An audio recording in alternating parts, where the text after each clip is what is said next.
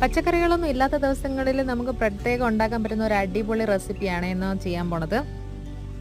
ഇത് ഉണ്ടാക്കാനായിട്ട് അധികം സാധനത്തിൻ്റെ ഒന്നും ആവശ്യമില്ല. നമുക്ക് ഒരു പ്ലേറ്റ് ചോറ് തന്നെ നമ്മൾ പറയുന്നതിന് മുമ്പ് അടിച്ചു വിടുകയും ചെയ്യും. ചീനിച്ചട്ടി ചൂടാകുമ്പോഴത്തേക്കും കുറച്ച് എണ്ണ ഒഴിച്ചു കൊടുക്കുക. നമുക്ക് ഏത് എണ്ണ വേണമെങ്കിലും ഇതിനകത്ത് ഉപയോഗിക്കാം. ശകലം ഒന്ന് കടിക്കാൻ വേണ്ടിയിട്ട് കടലപ്പരിപ്പും ഉഴുന്നുപരിപ്പും കൂടി ചേർത്ത് കൊടുത്തിരിക്കുന്നുണ്ട്. വേണ്ടുന്നത് ചെറിയ കഷ്ണം ഇഞ്ചിയും വെളുത്തുള്ളിയും, പിന്നെ ഒരു ഉള്ളിയുടെ പകുതി, പിന്നെ 2 പച്ചമുളകും, പിന്നെ കറിവേപ്പിലയും. ഇത്രയും മാത്രം മതി. നമുക്ക് ആവശ്യത്തിനുള്ള ഉപ്പും ചേർത്തിട്ട് നല്ലതുപോലെ ഒന്ന് വഴറ്റി കൊടുക്കണേ. ഇത്രയും വഴണ്ട് വരുമ്പോഴത്തേക്ക് നമുക്ക് ഇതിലോട്ട് 1/2 ടീസ്പൂൺ മുളക് പൊടിയും മഞ്ഞപ്പൊടിയും കൂടി ചേർത്ത് കൊടുത്തേക്കാമേ. പിന്നെ കുറച്ച് പുളിയെടുത്ത് വെള്ളത്തിട്ടിട്ടുണ്ടായിരുന്നു, അത് നല്ലതുപോലെ ഞെവടി കലക്കി ഇതിനകത്തോട്ട് ഒഴിച്ചു കൊടുത്തേക്കണേ.